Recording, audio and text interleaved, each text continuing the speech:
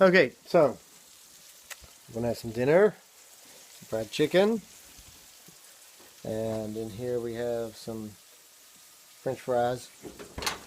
Not the healthiest of meals, but kids don't always like to eat healthy meals. And it's Friday, so whatever about it. But in a bit, we're gonna go outside to the shop and get our fishing stuff ready for tomorrow. Big adventure. See you then. Okay, so we've ate, got all fat and full. So now I come out here. I'm going to let this building heat up a bit, and then we will get to some tips and tactics for what I'm going to use tomorrow. It's going to be cold. It's been cold. It's been down like to 18 two nights in a row here. So it's supposed to warm up tomorrow. Might get a little rain. So hopefully I'll still be able to record and everything. But tomorrow I'll be fishing. I'm going to show you what I'm going to be using tomorrow, and then we'll see how they do. Get some results maybe. Okay, so now I'm here ready to give you some tips, tactics on, tell you what I'm going to be using tomorrow if I get to go. 60% chance of rain tomorrow. It's supposed to be in the 50s. Be a nice day if the weather was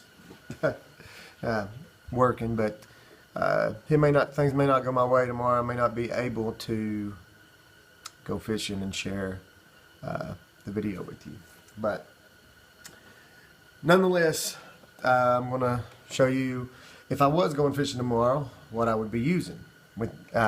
It's cold here in West Virginia. It's December 16th, and temperatures drop. Water temperatures drop.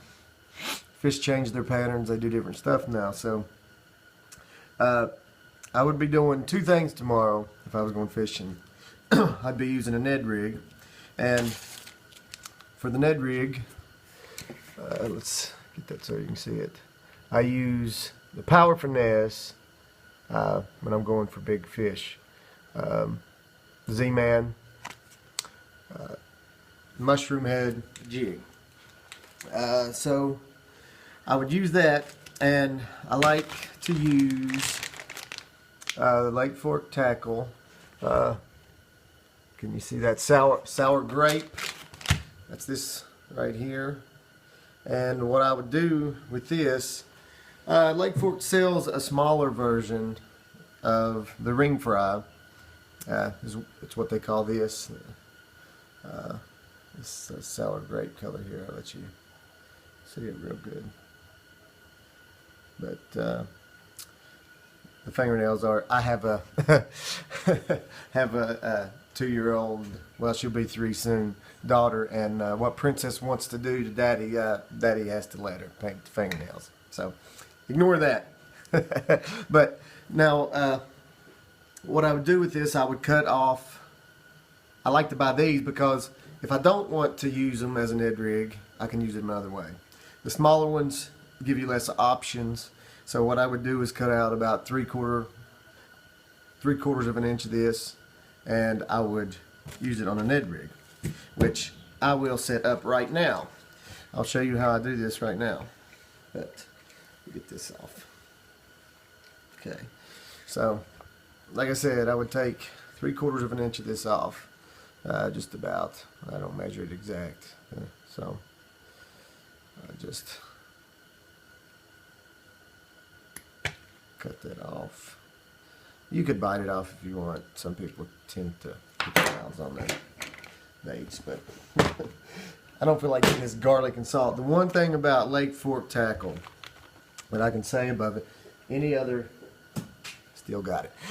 tackle is that that I've used so far is that their scent is 10 times more than any other scent that I've ever had on that. As far as I can pull this out of the water and smell the garlic on this with every cast, and you know that tends to keep me coming back for that. Okay, so but I'll take this. Let you see it there. This mushroom jig head. Okay. I'll take this Z-Man, and what I'll do, what you do is you see where the hook's going to try to come out, you know, on this, and you're going to take that. I'll put it up here. I'll show you how I'm doing it. And you're going to run it down through it, and it's going to come out about where you want. Yep. So that's how I would set that up. Okay, it's going to look like this. And what that's going to do is, my hand placement's terrible, but what that's going to do is, this is going to hit the ground under the water, and when it does, this tail is going to stay up in the air, and you're going to bounce this just slowly off the bottom. You're going to drop it in places and bounce it, and that's going to drive those fish crazy. Even though they're slow moving right now for the cold, this produces fish. Okay. Now I don't just use this ring fry for this. I like the Z-Man TRDs, the deal. We got Junebug color. Seems like right now they're hitting these really wild colors. I like to use these Stik-os, Bass Pro Tournament Series. This is the Morning Dawn color, and these I've been catching on these. I'll rig one up with this as well. This little number right here. And also, there's a local company that around here that I like to buy baits from. This is the used motor oil color. It's got black flake in it, and it is also an awesome bait as well. It's KLM worms. Now I'll hook this up on the Ned rig as well. And also, Gary Yamamoto has the, I use these, the Yamamotos. I'll take these,